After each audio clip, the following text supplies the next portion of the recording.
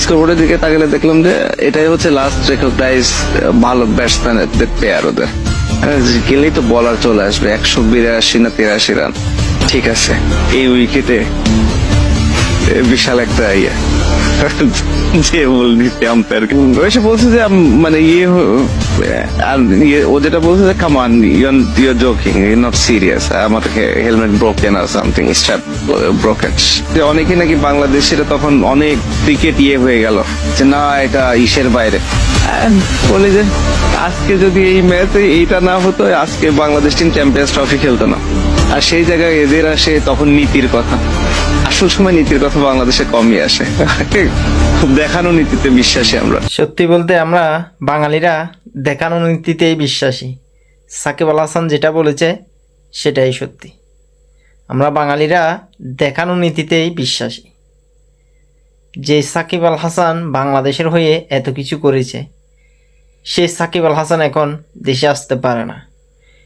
সে সাকিব আল হাসান এখন বিপিএল খেলতে পারে না। যে সাকিব আল হাসানের কারণে বাংলাদেশ দল চ্যাম্পিয়ন্স ট্রফিতে চান্স পেয়েছে, যেখানে শ্রীলঙ্কার পাওয়ার কথা ছিল, শ্রীলঙ্কা পায়নি শুধুমাত্র একটা সাকিবের কারণে। সে সাকিব আল হাসান চ্যাম্পিয়ন্স ট্রফিতে চান্স পায়নি। যেই দিন একটা টাইম আউটের কারণে সাকিব আল হাসান পুরো বিশ্বের কাছে ভিলেন হয়েছিল, পুরো বিশ্বের মানুষ তাকে নিয়ে হাসাহাসি করেছিল শুধু একটা টাইম আউটের কারণে। সেদিন ভিলেন হয়েছিল সাকিব আল হাসান। যে সাকিব আল হাসান 17-18 বছর ধরে বাংলাদেশের জন্য এত কিছু করেছে, সে সাকিব আল হাসানকে আমরা ভুলে গেছি। সে সাকিব আল হাসানের একজন ভক্ত হয়ে আমরা বিপিএল একটা প্লাই কার্ড অথবা সাকিব আল হাসানের নাম আছে এরকম কোনো পোস্টার নিয়ে আমরা গ্যালারিতে ঢুকতে পারি না। যে সাকিব আল হাসান ভাঙা আঙুল নিয়েও বাংলাদেশের জন্য খেলেছিল, যে সাকিব আল হাসান ভাঙা আঙুল নিয়েও বাংলাদেশের জন্য খেলেছে, কষ্ট করেছে।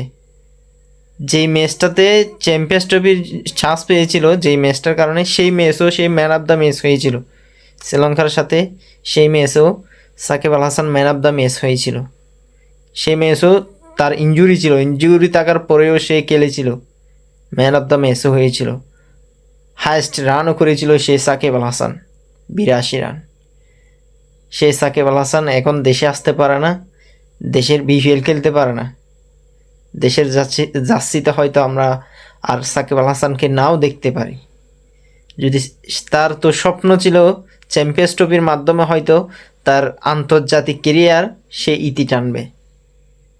সাউথ আফ্রিকার সাথে টেস্টের ইতি টানার কথা ছিল, সে অবসরে যাবে বাংলাদেশ থেকে, কিন্তু সে টেস্টটা খেলতে পারে না বাংলাদেশের মাটিতে। তো তার স্বপ্ন ছিল হয়তো চ্যাম্পিয়ন্স ট্রফির মাধ্যমে ওয়ানডে থেকে অবসর নেবে। টি-20 থেকে তো অবসর আগেই নিয়েছে, সে বলে দিয়েছে, কিন্তু চ্যাম্পিয়ন্স ট্রফিতে সে চান্স পায়নি। আমরা তো একজন ব্যাটার সাকিব হিসেবেও চ্যাম্পিয়ন্স ট্রফিতে তাকে দেখতে পারতাম। সাকিব আল হাসানকে আপনি যদি ব্যাটার হিসেবেও আপনি সাকিব আল হাসানকে গণনা করেন, কিন্তু অন্য যারা ব্যাটিং আছে, অন্য ব্যাটিং থেকে সাকিব আল হাসান এত খারাপ না।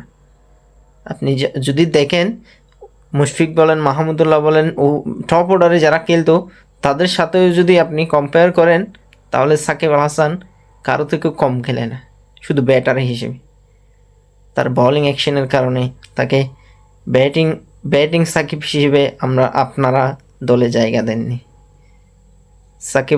সাকিব আল হাসান থাকবে, যদিও প্লে কার্ড নিয়ে স্টেডিয়ামে ঢুকতে পারতেছে না, কিন্তু সাকিবের ভক্তদের অন্তরে থাকবে সাকিব আল হাসান, কখনো মুছতে পারবেন না।